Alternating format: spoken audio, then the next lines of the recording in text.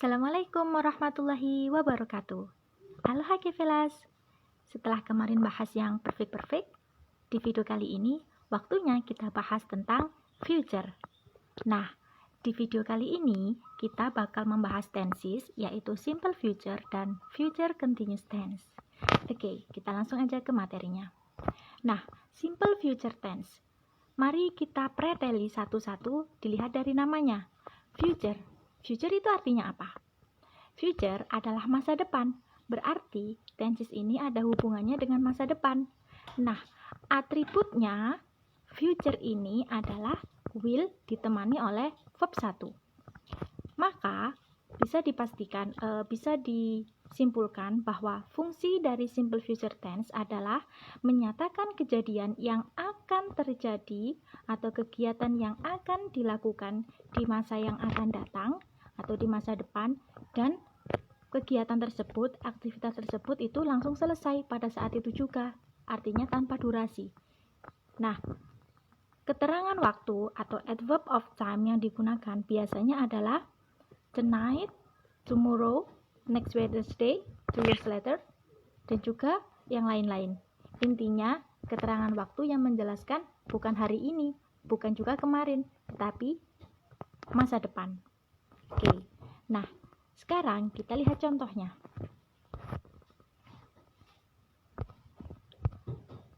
Seperti tenses-tenses yang sebelumnya, pola kalimat bisa dibedakan menjadi dua. Ada verbal, ada juga nominal. Nah, yang pertama adalah verbal.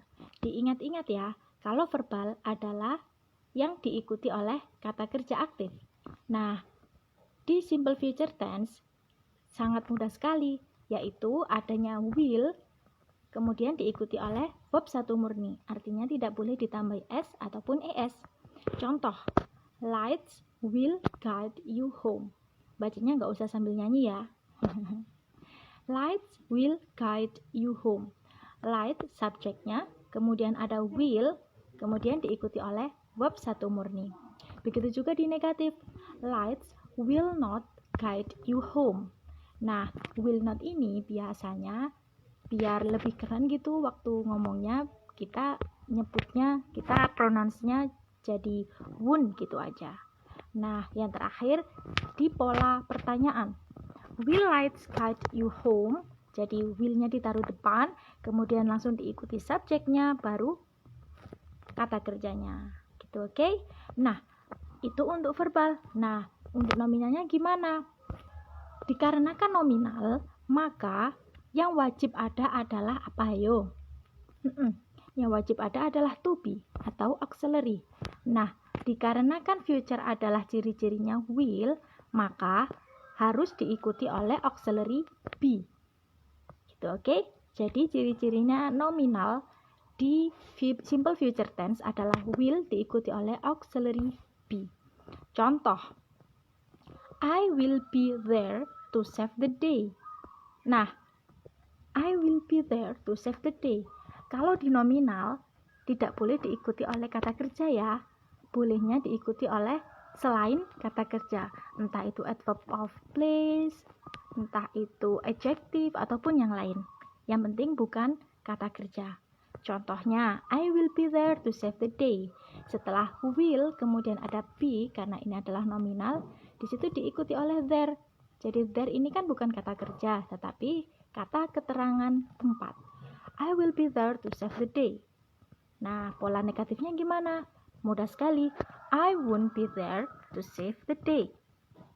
Kemudian pola pertanyaannya, will I be there to save the day? Oke? Nah, mudah sekali kan? Tapi ngomong-ngomong, ada yang tahu nggak sih cuplikan lirik lagu apa? Ayo, contoh di atas. Yang pertama, lights will get you home. Kemudian yang kedua, I'll be there to save the day. Kalau yang tahu jawabannya, tulis di kolom komentar ya. Nah, sekarang kita lanjut. Setelah tadi simple future tense, sekarang waktunya future continuous tense. Nah, dari namanya kita bisa mengidentifikasi nih. Karena continuous, maka dia pasti atributnya adalah verb ing. Nah, dikarenakan dia adalah future, maka future kan ciri-cirinya ada will. Nah, dikarenakan ini continuous artinya verb ing, maka dia ini membutuhkan to be, membutuhkan auxiliary, di mana auxiliary-nya ini yang dipakai adalah be. Tuh. Nah, fungsinya apa? Bedanya dengan simple future tense, kalau future continuous ini sama-sama digunakan untuk menyatakan kegiatan atau aktivitas yang akan dikerjakan di masa depan, tetapi dia ini membutuhkan durasi, membutuhkan waktu, jadi tidak langsung selesai pada saat itu juga. Gitu. Jadi ada rentang waktu yang dibutuhkan untuk menyelesaikan aktivitas tersebut. Nah, bedanya lagi adalah keterangan waktunya.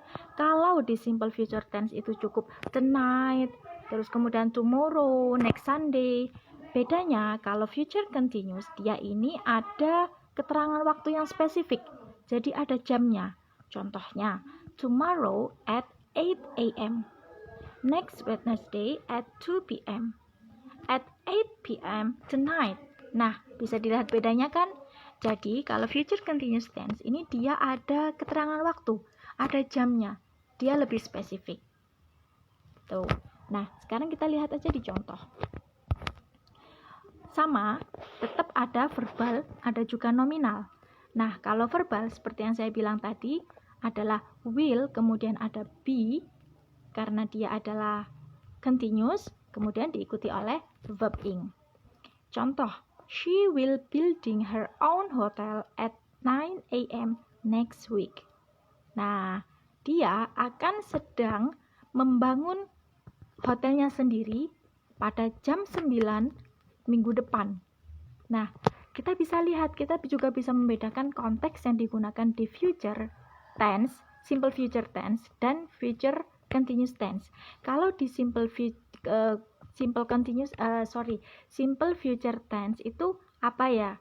Lebih condong ke aktivitas yang bisa dikerjakan dalam satu kali waktu. Kayak gitu, nggak membutuhkan proses. Sementara kalau yang future continuous tense ini dia kan namanya continuous, progressive, berarti dia membutuhkan proses. Seperti membangun. Nah, membangun rumah, membangun hotel, ini kan dia nggak bisa dikerjakan dalam satu kali waktu toh. Dia harus membutuhkan durasi waktu kan. Nah, jadi kayak gitu. Untuk negatifnya, she won't be building her own hotel at 9 a.m. next week. Jadi mudah sekali, kita tinggal menambahkan not setelah will.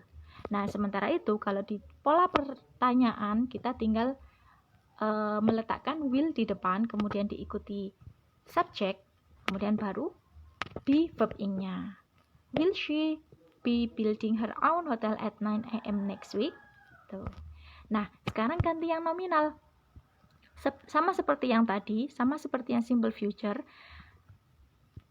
Dikarenakan nominal di future continuous tense, maka harus ada will. Nah, berhubung dia ini adalah nominal, maka dia harus diikuti oleh to be. Nah, pertanyaannya, ini kan continuous. Terus gimana dong untuk menggantikan verb ing-nya? Nah, untuk menggantikan verb ing-nya, dikarenakan dia ini continuous, di nominal, maka dia diganti oleh being untuk menjelaskan kata sedang. Itu. Contohnya aja. I will be being in Canberra 6 months later at 10 a.m. Nah, aku akan sedang di Canberra 6 bulan lagi pada jam 10 pagi. Nah, bisa dilihat kan? Jadi setelah will itu dia itu memerlukan to be, dia memerlukan auxiliary di continuous. Nah, berhubung dia ini adalah nominal, maka dia harus diikuti, dia harus disertai oleh auxiliary yang lain, yaitu being-nya, karena dia kan di continuous, kayak gitu. Nah, untuk pola negatifnya, I will not be being in Canberra 6 months later at 10 a.m. Kemudian untuk pola pertanyaan, will I be being in Canberra 6 months later at 10 a.m.? Oke, mudah sekali bukan? Oke, nah kesimpulan dari simple future dan future continuous tense itu bisa dilihat di quote yang kali ini. I want you to love me in simple way, but in future continuous tense instead of simple future tense. K-Team 2020. Kira-kira maksudnya apa ya? Oke, jadi Kevelas, maksud dari quote ini adalah aku ingin mencintaimu dengan cara yang sederhana, tetapi dalam tenses future continuous daripada simple future tense. Kenapa? Ya karena kan kalau simple continuous kita memerlukan proses, berarti kan memerlukan durasi. Artinya sedang dilakukan, daripada simple future tense yang hanya berlaku pada saat itu juga dan selesai saat itu juga. Tuh, oke? Jadi nanti kalau mau gombalin doi bisa dong pakai ini. Nah, sekarang Kitim dapat WA. Kitim, ki apa nih? Ya, mau tanya dong bedanya will verb 1 dan juga to be going to. Itu apa? Oke. Wah, good question nih. Kalau kepo jangan skip ya. Ikan hiu, ikan cucut. Yuk lanjut. Upin Ipin makan tempe. Oke. Nah, jadi Kevelas, perbedaan antara will verb 1 dan juga to be going to adalah, kita lihat dulu persamaannya. Dia sama-sama untuk menyatakan event atau rencana mendatang. Nah, perbedaannya kalau will verb 1 itu digunakan untuk menyatakan event atau rencana mendatang yang masih bisa saja batal. Sementara kalau yang to be going to ini untuk menyatakan rencana mendatang yang akan kita kerjakan itu yang sudah pasti. Jadi bisa disimpulkan bahwa will plus verb 1 ini dia masih wacana, sementara kalau to be going to ini dia sudah kepastian. Contohnya, I will visit you on Tuesday if it is not raining. Sementara itu kalau to be going to, I am going to visit you on Tuesday. Nah, penggunaan will verb 1 ini diikuti oleh kondisi lain. Jadi, aku akan mengunjungimu di hari Selasa kalau nggak hujan gitu. Jadi ada kalaunya. Sementara kalau to be going to, dia ini pasti.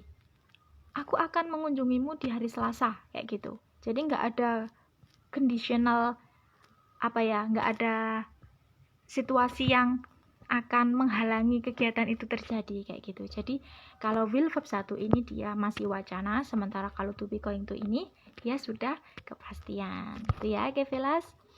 Well, ini dia highlights kita dari video kali ini. Jadi kalau simple future itu digunakan untuk menyatakan kegiatan di masa depan yang akan selesai pada saat itu juga, artinya tanpa durasi. Sementara kebalikannya, kalau future continuous tense itu dia memerlukan durasi atau rentang waktu. Nah, kalau perbedaannya sendiri dengan will verb 1 dan juga to be going to adalah will verb 1 ini dia masih wacana, sementara kalau to be going to dia ini sudah kepastian gitu, oke? Nah, itu dia video kita kali ini. Jangan lupa tap 2 kali di love-nya, kasih komen atau kritik yang membangun untuk kebaikan Keminggris ID ke depannya. Bagikan video ini biar makin banyak yang tahu tentang simple future dan juga future continuous tense, dan simpan videonya untuk besok-besok daripada nanti lupa. Nah, buat kalian yang pengen konsultasi dengan K-Team bisa banget klik link di bio. Kita bisa WA-an nanti, oke? Hasta la vista, Kevelas. Thank you.